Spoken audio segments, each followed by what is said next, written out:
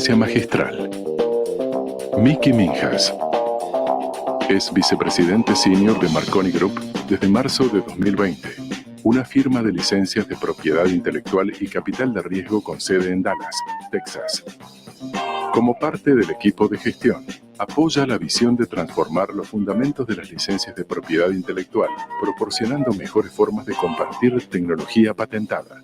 Minhas fue director de patentes de Microsoft, administrando el grupo de patentes desde 2012 hasta 2020, donde era responsable de administrar los activos de propiedad intelectual en todo el mundo, principalmente responsable de su cartera de patentes, licencias de propiedad intelectual salientes y entrantes, la estrategia de propiedad intelectual, adquisiciones y desinversiones de patentes, conflictos, práctica de indemnizaciones y prelitigios. Previo a Microsoft, Miki se desempeñó como vicepresidente de Estrategia de Propiedad Intelectual en Qualcomm, en San Diego, California, por 13 años.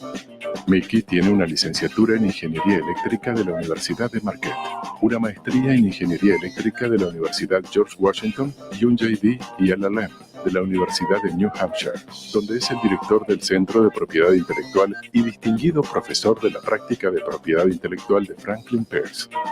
Minhas es miembro del Board of Trustees de la Universidad de Marquette, en la que ha estado desde 2019.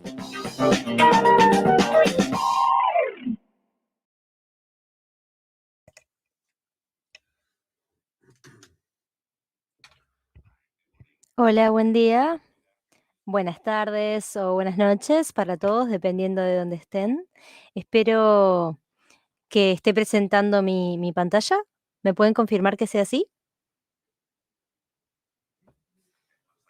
Bien, parece que sí, que ve mi pantalla. Así que, como decía, buenos días.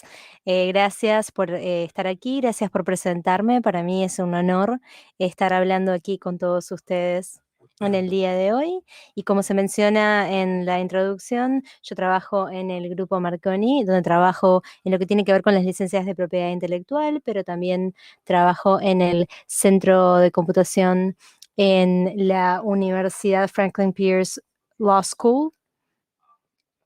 Y llevo ya varios años haciendo esto y esta vez quiero hablar un poco sobre lo que son las plataformas sociales y la libertad de expresión.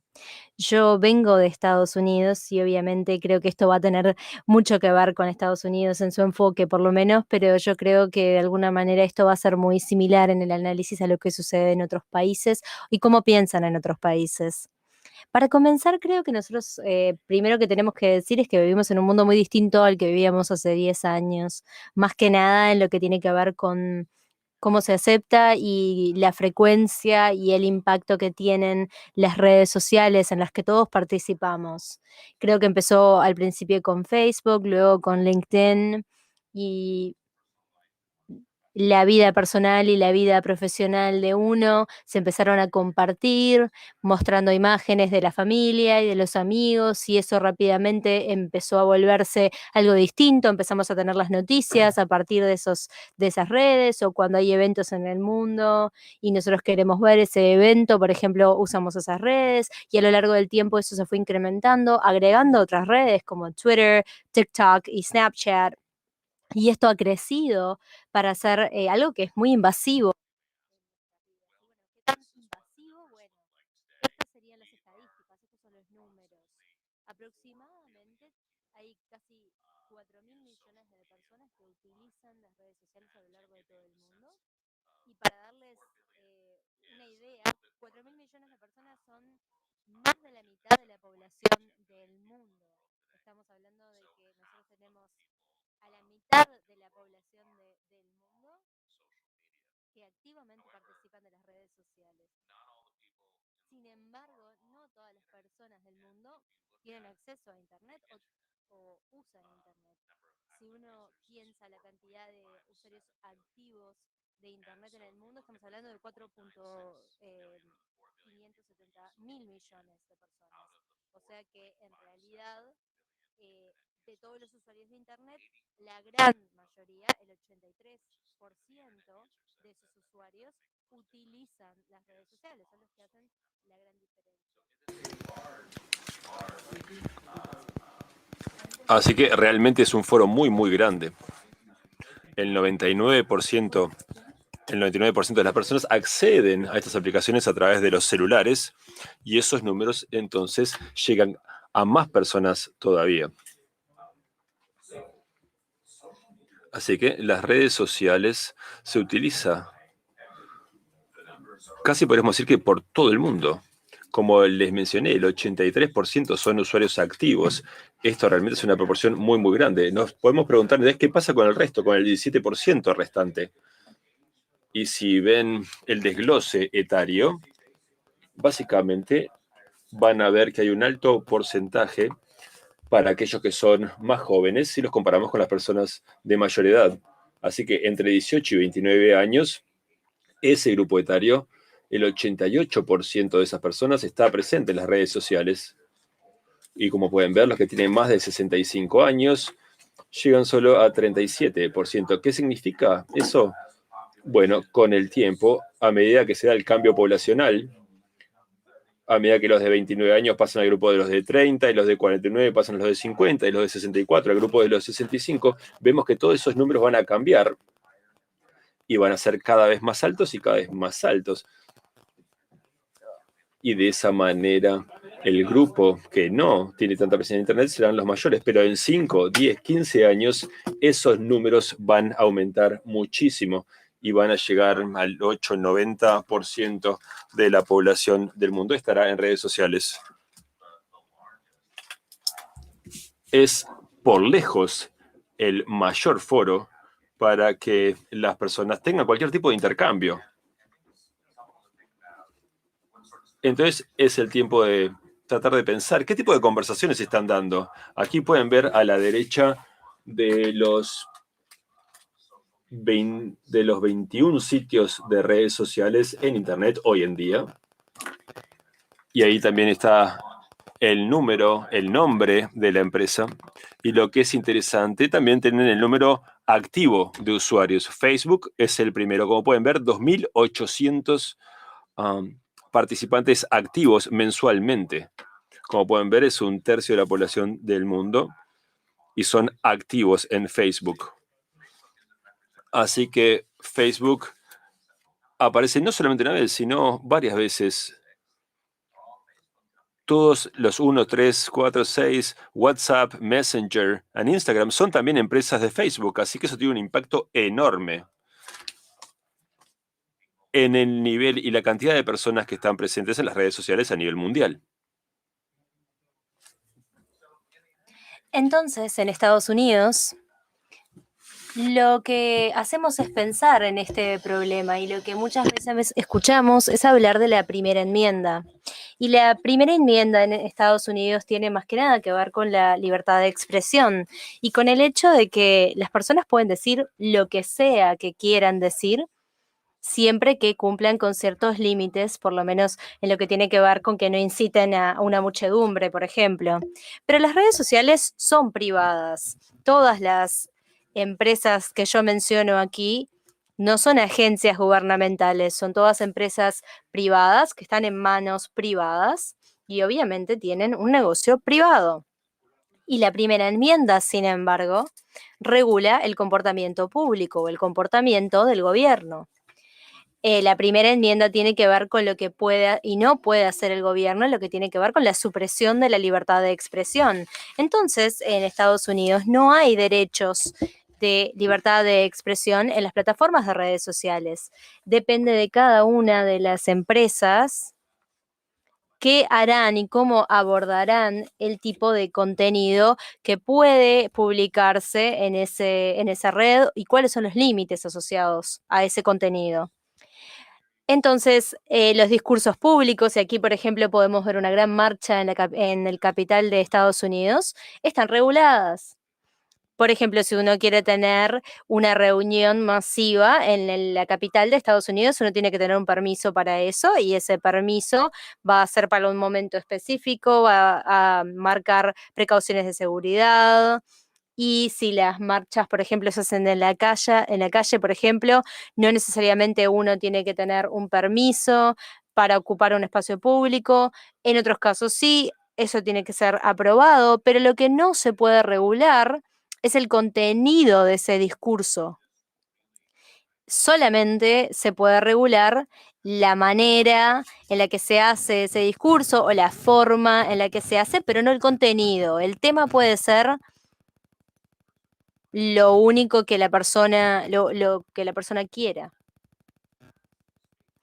Entonces, a medida que el discurso se vuelve más controversial, vamos a tener opiniones muy distintas sobre ese discurso. Por ejemplo, lo que tiene que ver con el discurso del odio.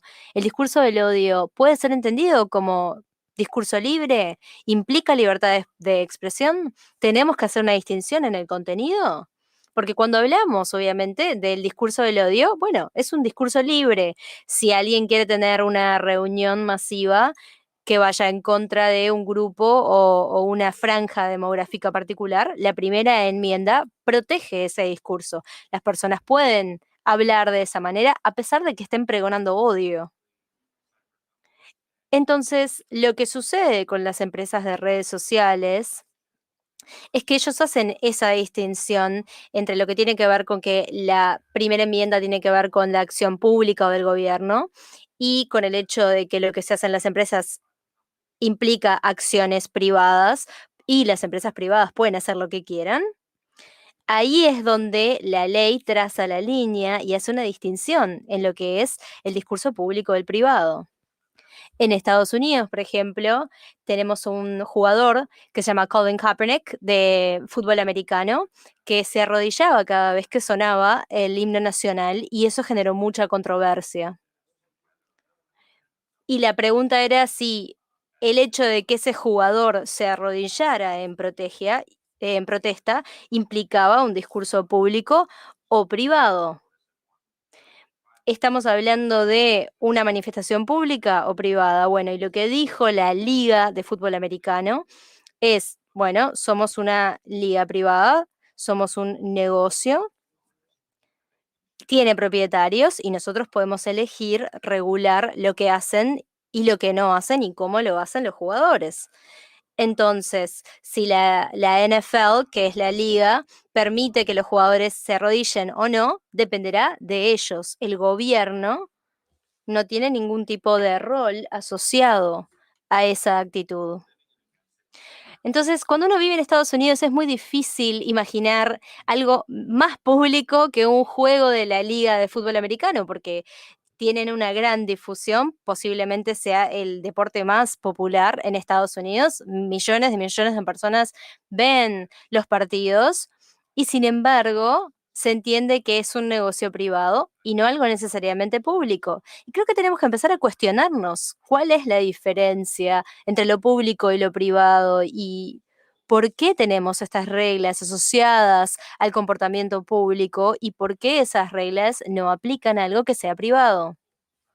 Y creo que es útil quizás dar un paso atrás y pensar en cuáles son las justificaciones para las protecciones de la primera enmienda. ¿Por qué tenemos esta enmienda? Y creo que hay dos teorías subyacentes o dos políticas subyacentes que se asocian a las protecciones de la primera enmienda.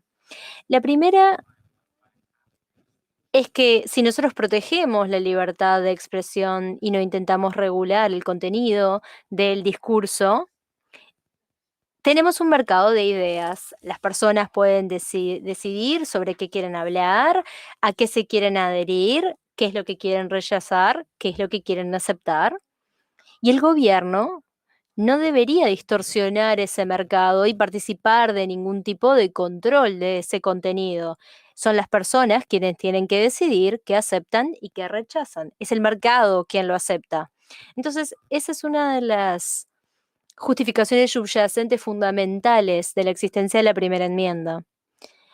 La segunda protección tiene que ver con la superación personal de las personas. Y esto es básico. Como personas nosotros necesitamos y ansiamos esta capacidad de expresarnos.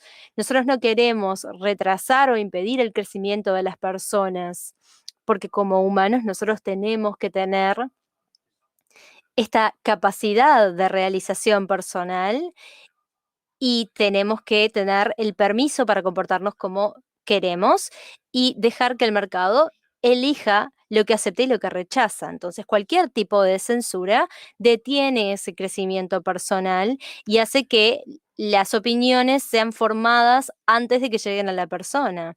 Y en las democracias, nosotros sabemos que eso no sucede. Y cuando el gobierno empieza a controlar lo que se dice, de alguna manera está controlando a la población. Y la democracia, obviamente, implica una diferencia fundamental en el enfoque que tenemos al control del contenido. Y obviamente hay ciertas creencias subyacentes a esto.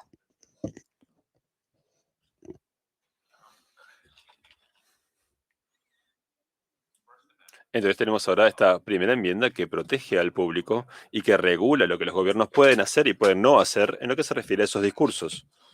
Pero también tenemos las plataformas de redes sociales que llegan a todo el mundo y de hecho llegan a tanta gente que el 83% de todo el mundo, del mundo de Internet, debo decir, de hecho, participa de alguna manera de estas redes sociales. Hubo un caso hace 3, 4 años que se llamaba Buckingham contra Carolina del Norte. Y hubo algunas declaraciones interesantes que se realizaron en esa audiencia, en ese caso, en el reconocimiento de que las personas se comunican en redes sociales como Facebook y Twitter de mayor manera de que lo hacen fuera de red, de la línea. Las personas, por ejemplo, que hablan y dan discursos en una plaza, en una ciudad, no se da tanto como se hace en el mundo virtual. Lo que se hacía antes en una plaza, ahora se hace en Facebook y en Twitter. Esa es la diferencia. O también quizás se den ambas situaciones. Creo que algo de lo que surgió fue esta declaración, que si bien en el pasado había dificultad para identificar los lugares más importantes para el intercambio de ideas, hoy en día la respuesta es clara. Obviamente este espacio es el ciberespacio, los foros, los vastos foros democráticos de Internet, y en especial lo de las redes sociales.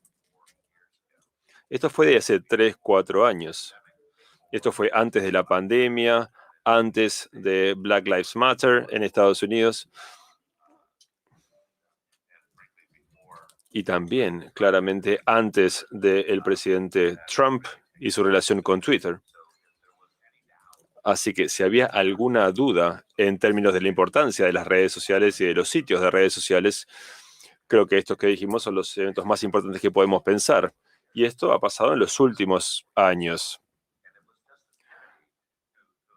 Y fue el magistrado Kennedy el que hizo esa declaración que la expansión de las redes sociales ha contribuido a una revolución de proporciones históricas. Los sitios de redes sociales hoy en día son el equivalente moderno del foro público, que ya no se da en la calle o en el parque, donde se realizan las protestas, donde se expresan ideas, donde el mercado de ideas se comparte, pero sino que ahora se produce en las diferentes plataformas de redes sociales. Ahora estamos en esta situación en que las empresas privadas, como Facebook, por ejemplo, estas empresas privadas entonces son las que tienen la tarea de administrar estos foros públicos, este mercado de las ideas, y permitir a las personas la libertad de expresión. Sin embargo, en la ley tenemos esta distinción entre público y privado. Así que uno de los pasos que Facebook ha tomado es crear esta comisión de monitoreo de Facebook. Así que la idea detrás de esta comisión de monitoreo de Facebook es básicamente crear esta especie de comité o junta a la que Facebook tiene que responder, crear algo que es casi independiente y que permite la libre expresión y el juicio independiente sobre qué debe y qué no debe permitirse. Y cuando esta junta fue establecida, y acá tenemos algunas de las citas, como una comunidad que alcanza más de 2.000 millones de personas, entonces Facebook no debe ser los únicos que toman esa decisión sobre los discursos y la seguridad online. No deben tomar esa decisión por sí solos. Así que esta junta fue creada por Facebook para dar respuesta a las preguntas más difíciles relacionadas sobre la libertad de expresión online. ¿Qué razones va a dar para censurar ciertas opiniones y cuáles para dejarlos? La idea entonces es que esta junta va a utilizar su independencia para darle apoyo a las personas para la libertad de expresión y asegurarse de que esos derechos se respeten. Las decisiones que toma la junta de mantener o revertir una decisión de Facebook son vinculantes, o sea que Facebook lo tiene que obedecer. Entonces Facebook, la empresa privada, está contratando a una junta independiente a la cual le paga para que básicamente emita juicios sobre decisiones que toma, sobre decisiones que luego Facebook va a tener que obedecer. Así que de alguna manera Facebook trata de crear una especie de grupo de personas que no pertenecen ni al gobierno, por cierto, no pertenece al gobierno, siguen siendo privados porque es Facebook la que los contrata, pero trata de armarla de una manera muy independiente. Y de así, de alguna manera, de consejo y asesores sobre la creación de políticas y le diga a Facebook qué tiene que hacer. Entonces, esta junta de monitoreo tiene ciertos lineamientos y reglas. Aquí pueden ver a los miembros integrantes en la diapositiva. Hay muchos académicos y exfuncionarios de gobierno. Es un proceso bastante sencillo en el cual, cuando un contenido es controversial, va a la junta, se entrega a la junta y esta, a su vez, determina qué tipos, cuáles de estos eventos se van a analizar. Es muy parecido de muchas maneras a la Suprema Corte. Entonces, la Junta define un subgrupo de estos integrantes para escuchar sobre el caso y una vez que se analiza este caso, se llega a una decisión. Una vez que se llega a esa decisión final, se hacen recomendaciones y esa es la decisión final. Facebook puede responder de manera pública a lo que ha decidido la Junta y luego implementar dicha decisión. Así es como se supone que este proceso funciona. Uno de los casos más importantes que esta Junta de Monitoreo ha considerado es la prohibición de Facebook a los discursos de Donald Trump, que fue del 5 de mayo de 2020. Facebook en ese momento básicamente prohibió a Donald Trump expresarse en la plataforma debido a sus comentarios durante la insurrección del Capitolio del 6 de enero.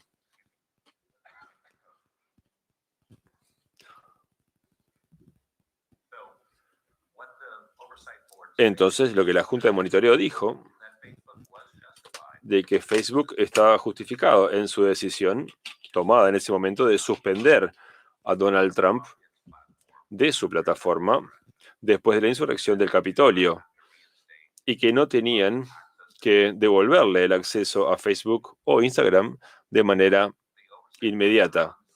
Y la Junta, es más, dijo que Facebook se equivocaba en imponer una prohibición indefinida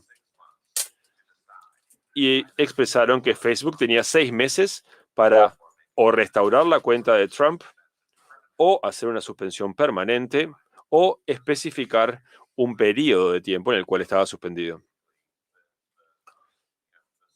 Así que esta Corte Suprema, digamos, esta Junta de Monitoreo de Facebook, que vendría a ser la Corte Suprema de Facebook, lo que hizo fue decirle a Facebook que tenía que tomar una decisión.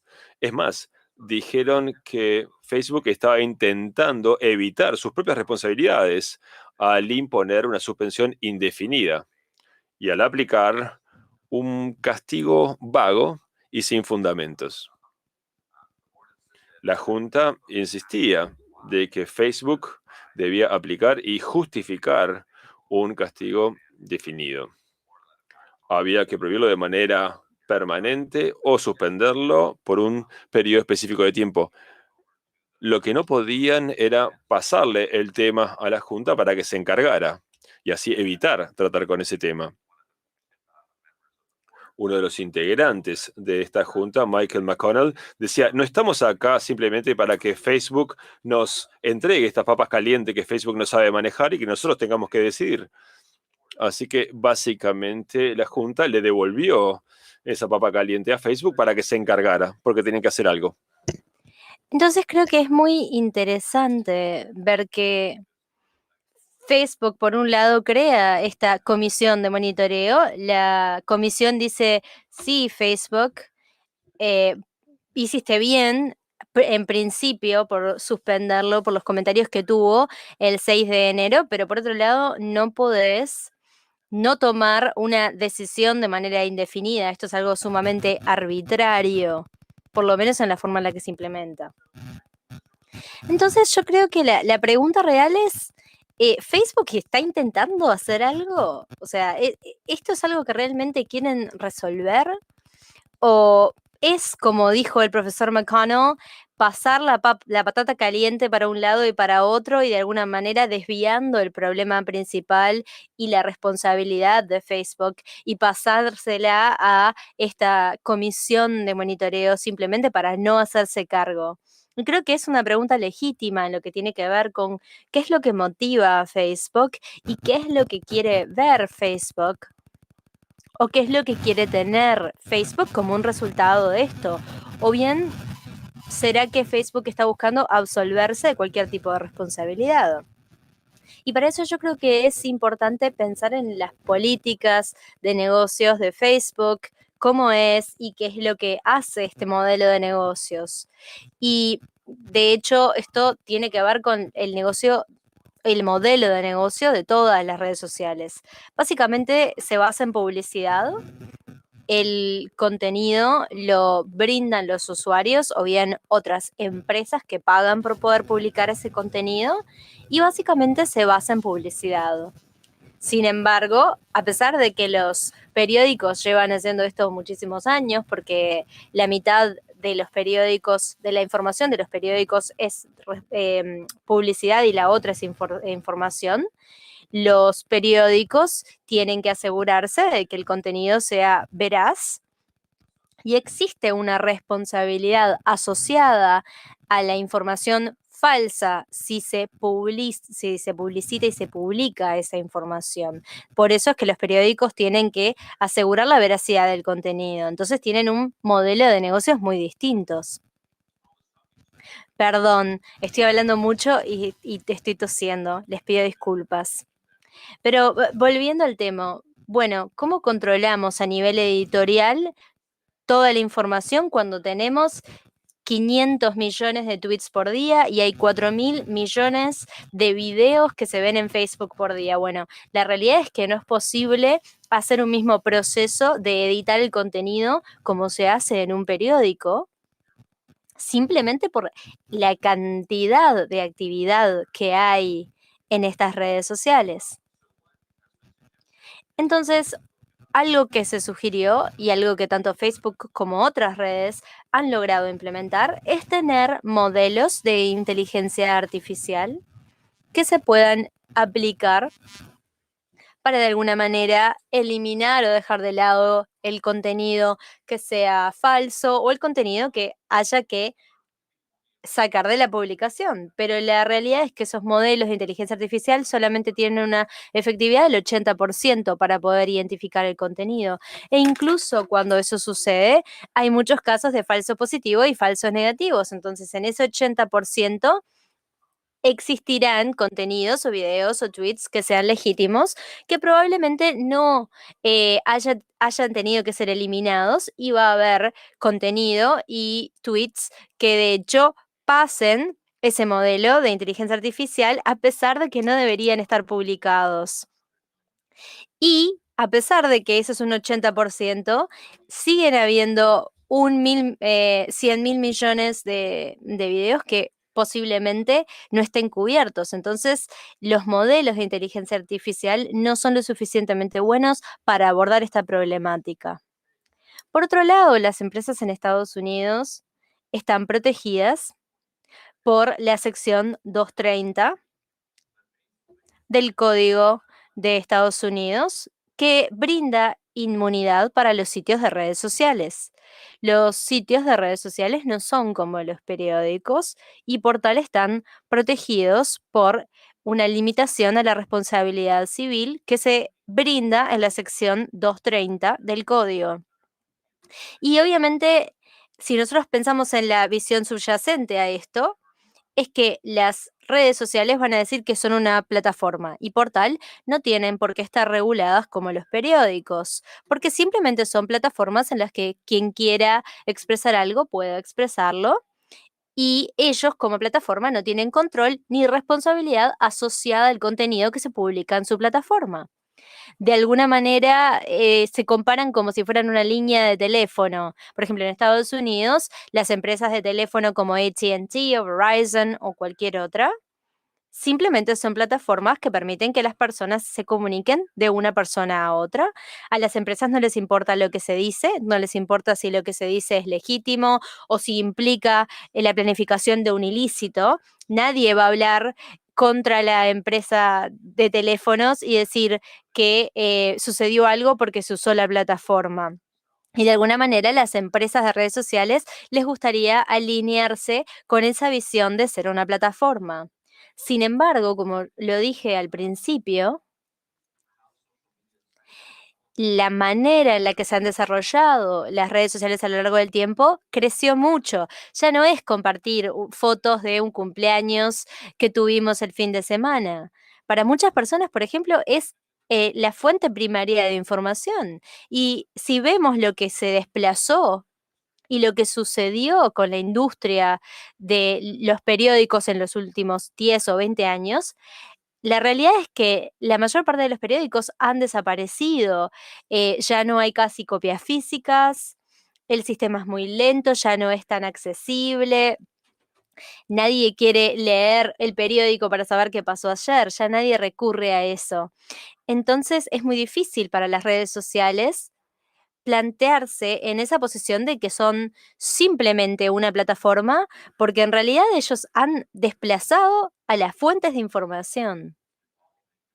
En ese desarrollo que ha hecho la industria, creo que es importante pensar cuáles son las empresas que han sobrevivido y cuáles son aquellas que han quedado por el camino a medida que la tecnología evolucionó. Hay muchos sistemas que han caído, pero no es el caso de las plataformas y las redes sociales. Nosotros utilizamos nuestros teléfonos más que nunca en los últimos 10 y 20 años. Entonces, seguimos usando, por ejemplo, a las empresas de telefonía, pero no así a las empresas de periódicos.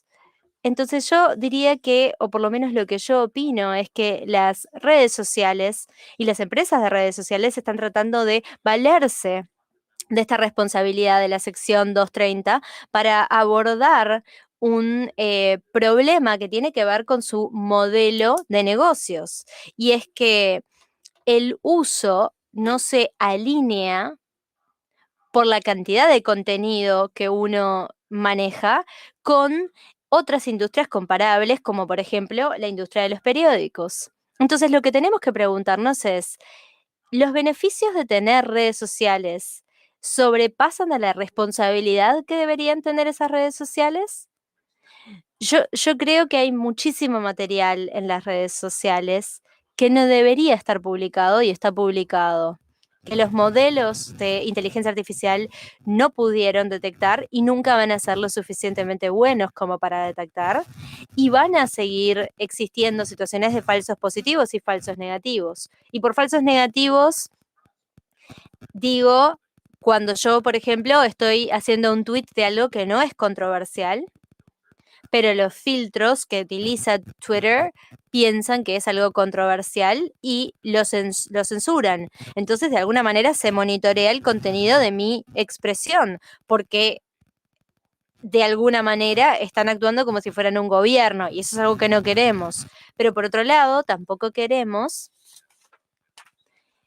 que el tipo de expresiones y contenidos que no queremos que lleguen a todo el mundo persistan y lleguen a todo el mundo. Y acá hay un dilema. Tenemos que decidir cuál es el rol que queremos tener y cuál es el rol que vamos a imponer. ¿Vamos a apuntar a estándares más altos en las redes sociales? Y bueno, yo creo que en Estados Unidos por lo menos hay un movimiento fuerte que busca enmendar esta sección 230, ya sean personas conservadoras o liberales. La mayoría de ellos están de acuerdo en que el nivel de responsabilidad de las empresas de plataformas de redes sociales tienen que aumentar, porque en relación a lo que es la responsabilidad es demasiado baja para lo que debería ser. Y hay muchos que dicen que habría que reformar esta sección 230 para hacer que las empresas de redes sociales aporten más tiempo y más recursos para controlar su contenido y la información que comparten. Y probablemente vamos a ver posiblemente más comisiones de monitoreo. Facebook, por ejemplo, a pesar de que tiene esta comisión que es crítica para su modelo, eh, aunque no la use demasiado, por lo menos tiene esa comisión, que no es lo que sucede con Twitter, Snapchat, TikTok.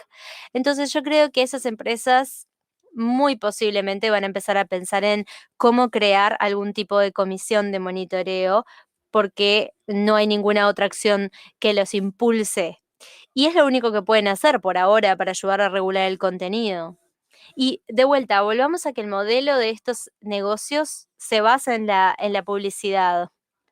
Entonces, si ellos de alguna manera monitorean el contenido o no, eso no va a tener un impacto en el dinero que hagan. Hay muchas personas que pensaron que las acciones de Twitter iban a caer después de que Donald Trump perdiera su reelección y eso no pasó. Twitter sigue siendo tan popular y sus acciones siguen siendo tan altas ahora que Trump no está como lo era cuando Trump estaba.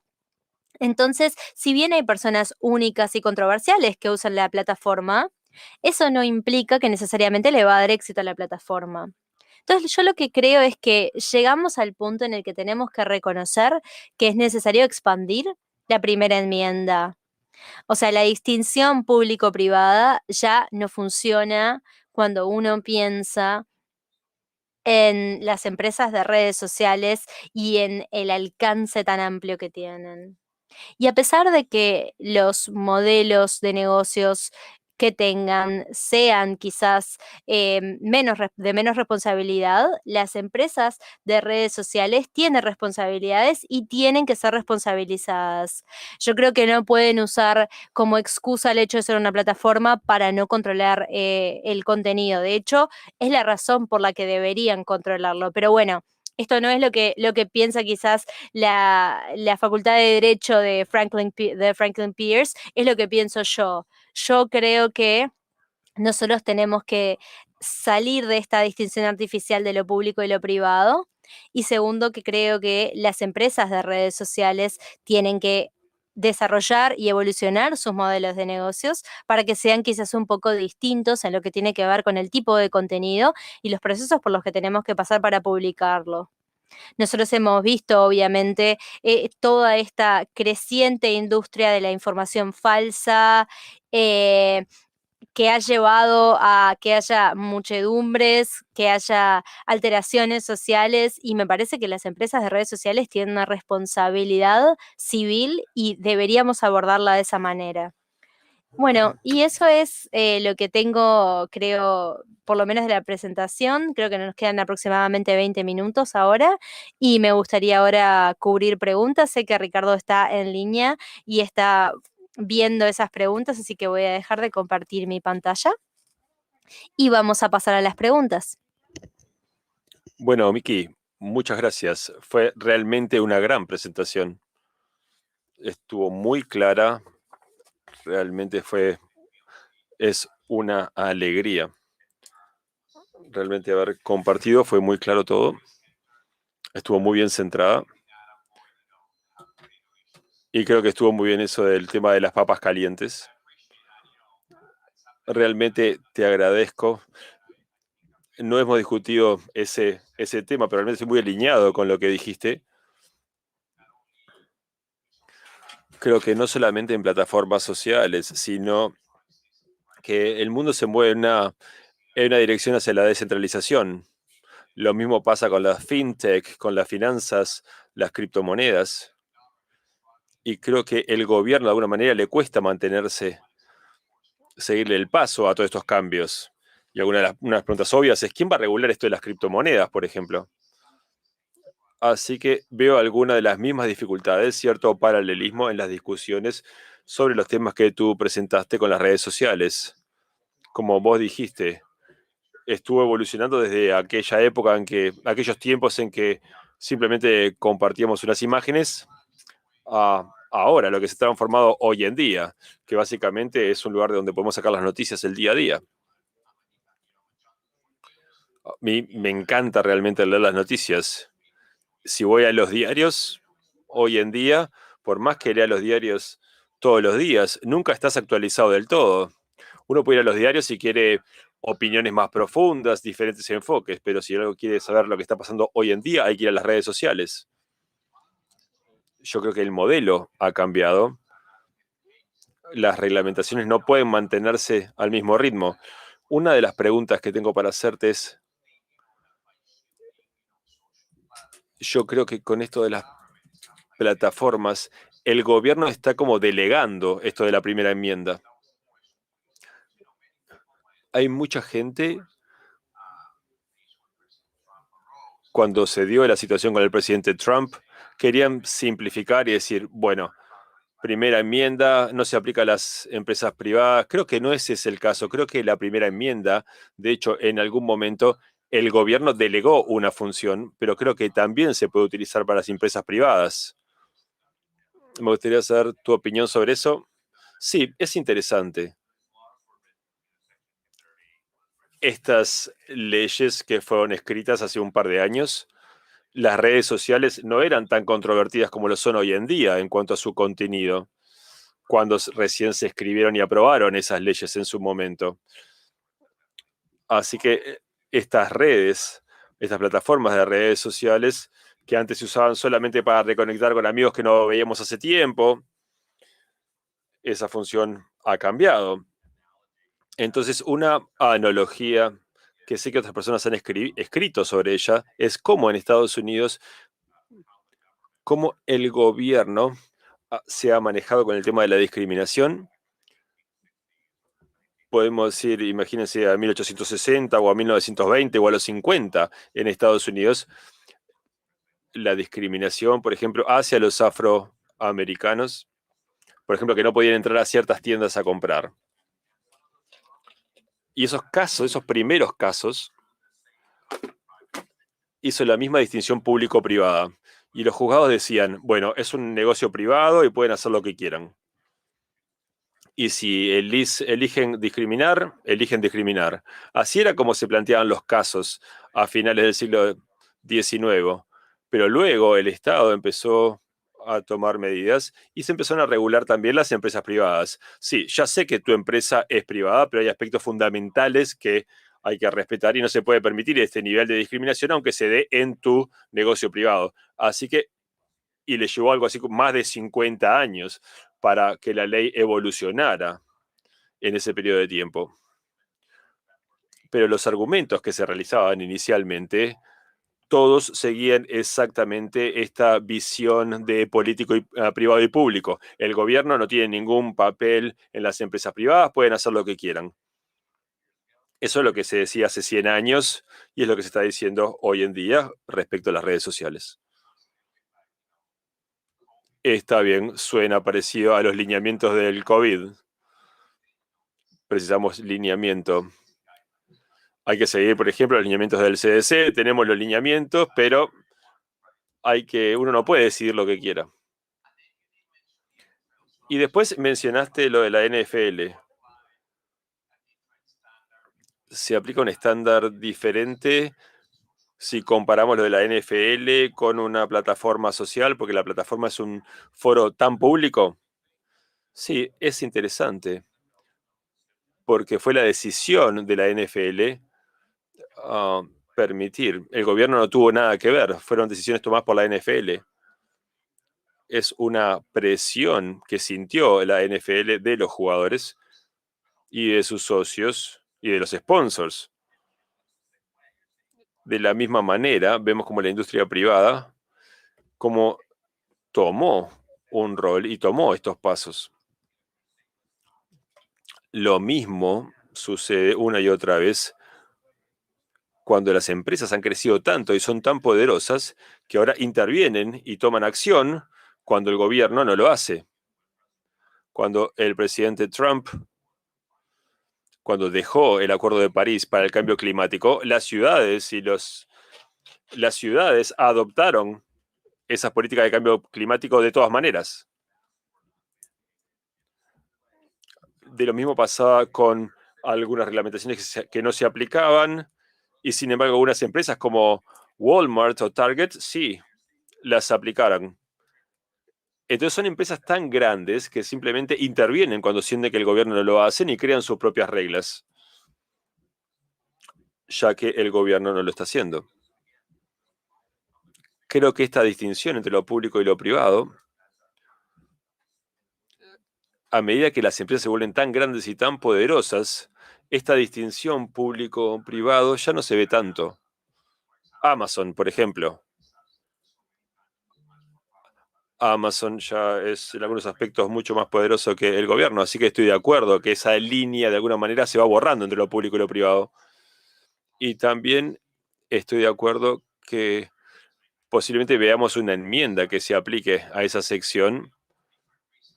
Hay diferentes formas de razonar, pero creo que las dos están de acuerdo que esa sección tiene que enmendarse. ¿Alguna idea de cómo puede llegar a ser esa enmienda de la sección 230? Bueno, es un tema muy controvertido, porque ya que hablamos de estas empresas que son muy, muy grandes y muy poderosas, y hay muchas empresas de este tipo que tienen intereses para asegurarse de que esa ley no cambie. Así que estas empresas de redes sociales realmente se valen de este artículo 230 y están haciendo lobby para que no cambie la manera en la que está escrita.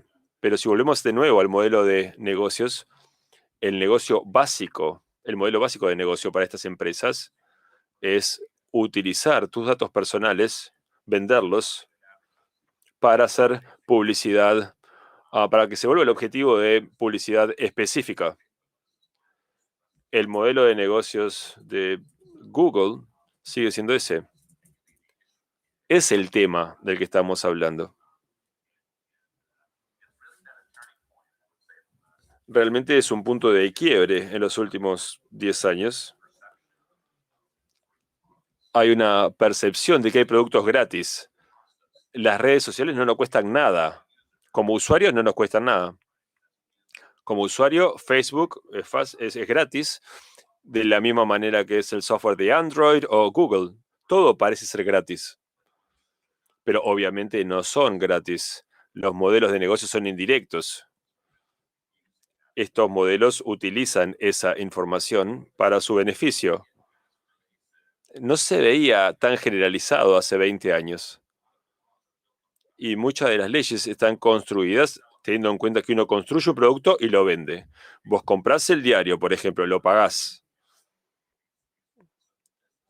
Entonces, los modelos de negocios en su totalidad han cambiado. Y ahora esperan que ese buen servicio, la gente espera que sea gratis, pero la monetarización se da de manera indirecta. Tengo una pregunta de mi colega Michael Palacio, que tú dijiste que hay partes de la ecuación de reemplazarse para alcanzar un equilibrio. Yo creo que las plataformas tienen que tener un nivel de responsabilidad, ya que tienen un impacto importante en la sociedad. Estas plataformas necesitan de regulación. Ahora que estas decisiones están dejadas en manos de empresas privadas y que pueden ser influenciadas por ciertas ideologías, estas redes también brindan libertad de expresión. Algunas empresas de medios pueden así establecer sus mensajes. No debemos evaluarlos y compararlas con otras cosas. Y acá es donde la parte más complicada. Tenía una diapositiva que hablaba un poco sobre el discurso del odio. Acá es donde realmente se pone difícil, porque es un tema moral, ¿verdad?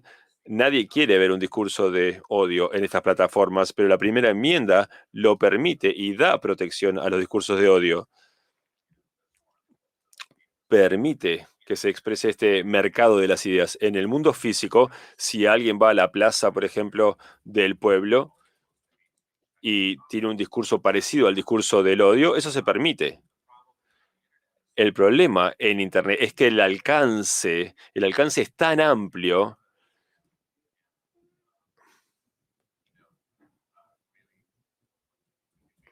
y realmente uno puede llegar a grupos muy, muy grandes que de otra manera no alcanzaría y puede llegar a muchas personas con estos temas tan controvertidos. Ahora estamos en un mundo mucho más dividido de lo que lo era hace 10, 20 años. Y eso pasa en todos los países. Esto no es un tema occidental o oriental o un fenómeno de Estados Unidos. El mundo está más dividido y en parte creo que eso se debe a estas ideas que son muy controvertidas y llegan a cada vez más gente, a audiencias cada vez mayores. Sí, porque las ideas se difunden muchísimo. Antes uno tenía grupos diferentes, por ejemplo, QAnon. Ahora ya tiene una plataforma enorme donde pueden difundir su mensaje y es más difícil ya de manejar. Difundir el mensaje y también que no se puede distinguir qué es lo real y qué es información falsa. Si las mismas cosas se hicieran en un diario, por ejemplo, el diario no lo publicaría. Y si publicasen artículos falsos, tendrían que responder por ello. El equivalente en línea no se produce. Entonces, a ese nivel se vuelve bastante obvio en términos de cómo manejar estos temas. Pero las empresas de redes sociales tienen este tema del volumen. Cómo uno maneja 500 millones de tweets por día, cómo se manejan los números de Facebook. Ese nivel de regulación simplemente no se puede aplicar y no se puede aplicar a sus modelos de negocio. Tengo otra pregunta. Disculpame, lo que pasa es que mientras hablamos me van llegando las preguntas.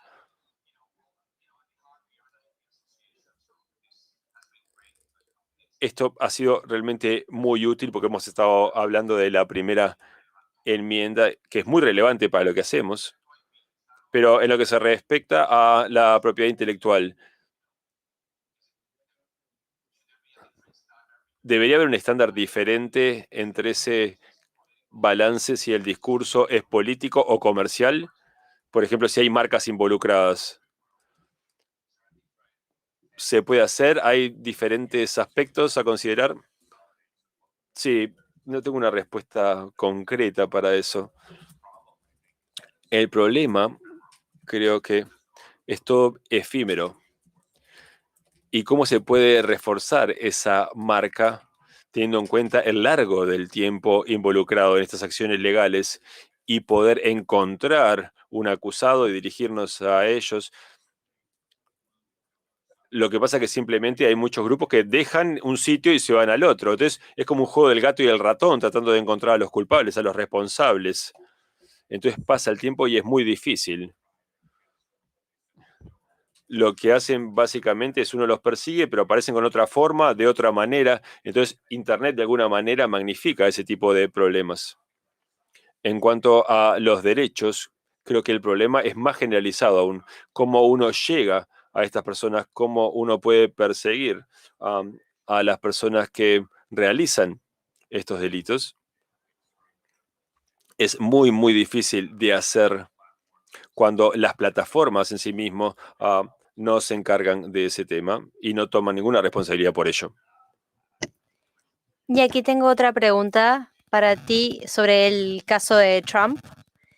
Y la pregunta es, la decisión debería haber sido tomada por un juzgado y no por Twitter. Bueno, sí, yo creo que de alguna manera los tribunales se están escondiendo atrás de esta distinción de lo público y lo privado, pero si esto hubiese llegado a un tribunal, como dijo el magistrado Kennedy, existe una un reconocimiento de que la plaza pública ahora es Facebook, o sea que yo creo que los tribunales ahora ya pueden regular sobre esto, están prontos para hacerlo, de hecho. Y los sitios de redes sociales ahora creo que tienen que decidir cuáles son estas reglas, pero es difícil no reconocer que existe una capa de corrección política que de alguna manera cubre a los sitios de redes sociales, pero la primera enmienda está muy, muy por debajo. La primera enmienda permite todo, de hecho. Entonces hay muchas personas que van a estar muy descontentas si las redes sociales bajan sus estándares de la primera enmienda y permiten todo tipo de expresión, estén o no de acuerdo con ella. Sí, creo que de alguna manera sería excelente tener una industria que se regule por sí misma, pero creo que la industria no está en ese lugar. Y creo que esa es la intersección en la que nos encontramos. Por ahora no hay suficiente autorregulación y en el proceso decimos, bueno, me tenés que proteger. Entonces, cuando uno piensa en la comisión de Facebook, dice, bueno, eso es excelente, qué bueno que tengan una comisión, pero ese no es el estándar en la industria. No, no lo es. Y de hecho yo hablé con uno de los ejecutivos de otra empresa de redes sociales y hablábamos de la comisión de Facebook y lo que él me dijo fue, bueno, mira, la verdad que es una cobertura política perfecta. Ellos pueden de alguna manera tirar todo hacia la comisión, porque a lo que a Facebook le importa es la posibilidad de seguir monetizando y publicitando la retórica y el contenido, y nada de eso está cubierto por la comisión. Entonces, ellos pueden de alguna manera patear estos problemas hacia la comisión, absolverse de la responsabilidad, porque al final del día lo que les importa es seguir publicitando.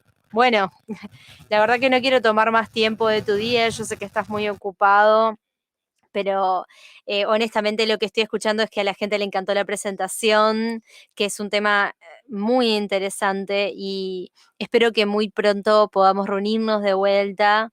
Espero que pronto pueda hacer una reunión presencial. Sí, sería genial. Sí, a mí me gusta Zoom, a mí me gusta Teams, pero bueno, esto ya fue demasiado, ¿no? Sí, yo te agradezco por haberme tenido aquí. Para mí fue un placer participar. Es un tema en el que realmente al final del día no hay buenas respuestas. No, no, tenés excelentes respuestas, haz un marco muy claro. Así que muchas gracias, Miki. Muchas gracias a todas las personas también que participaron. Vamos a seguir con el seminario en la tarde, así que les recuerdo que se vuelvan a conectar para el resto del programa. Muchas gracias, Miki, de nuevo. Muchas gracias para ti.